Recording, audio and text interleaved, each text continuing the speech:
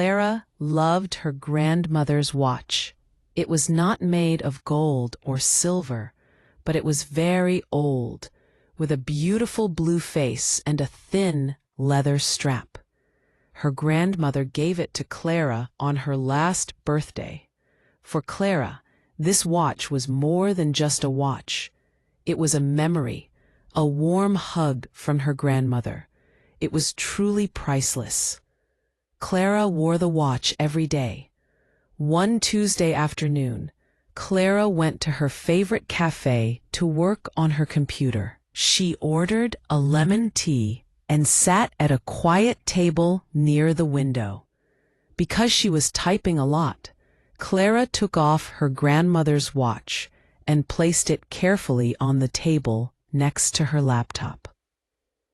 After 2 hours, Clara finished her work. She closed her laptop, put her notebook in her bag, and stood up quickly. She walked out of the cafe and started walking home.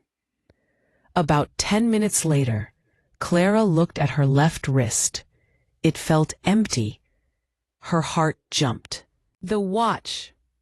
She stopped right on the sidewalk and opened her bag immediately. She checked all the pockets. She looked inside her wallet. She even looked inside the lemon teacup she had put in her bag. No watch. Clara felt a cold fear inside her stomach. She ran back to the cafe as fast as she could.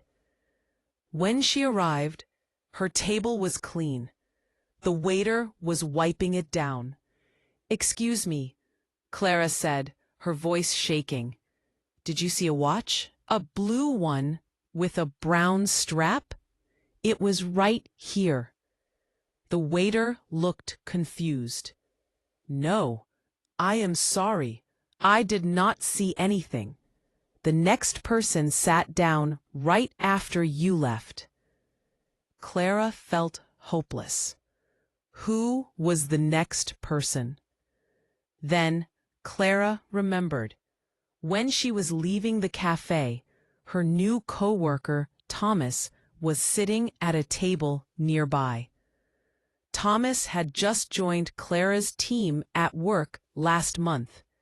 He was nice, but Clara did not know him very well. Clara walked to Thomas's table, which was now empty. She asked the waiter again, "Was this man here when I left? The man who was here before?" The waiter pointed to Thomas, who was standing near the door, waiting to pay. "Yes, he was here. He was here a long time." Clara walked up to Thomas. "Thomas, I have a big problem. My grandmother's watch is missing. I left it on my table." Thomas looked at Clara. He seemed very nervous. He put his hands quickly into his jacket pockets. He did not look at her eyes.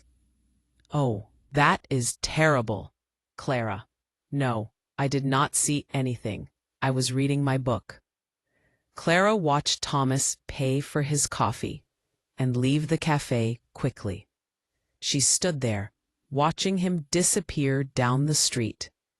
She felt a terrible thought grow in her mind. Thomas was nervous. He did not look me in the eye. He put his hands in his pockets. Did he see the watch and take it?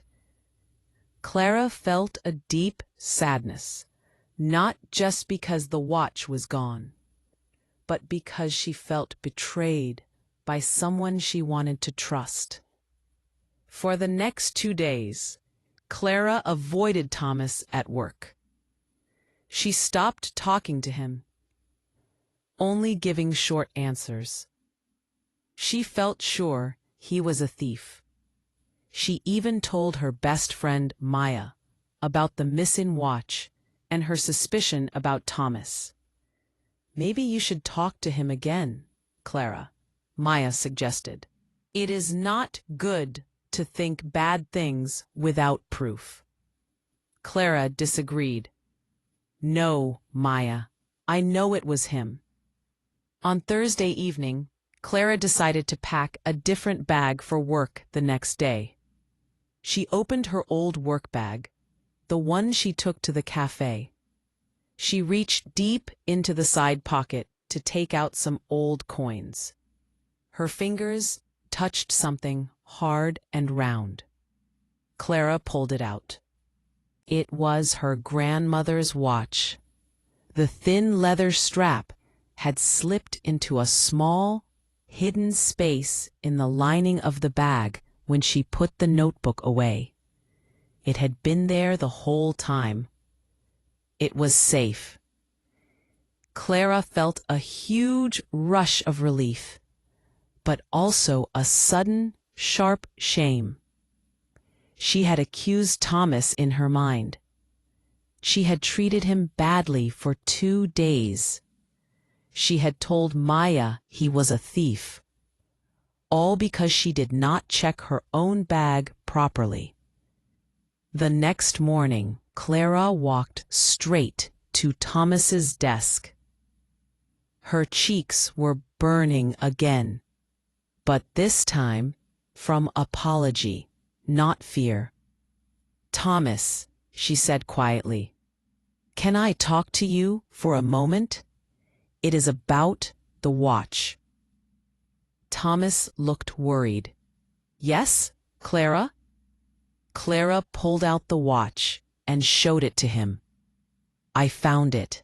It was in a very small, secret pocket in my own bag. I am so sorry. I thought you had seen it or taken it. I was wrong. Please forgive me. Thomas looked surprised. Then he smiled kindly. Clara, I understand. That watch is special. When you lose something important, your mind plays tricks on you. I am just happy you found it.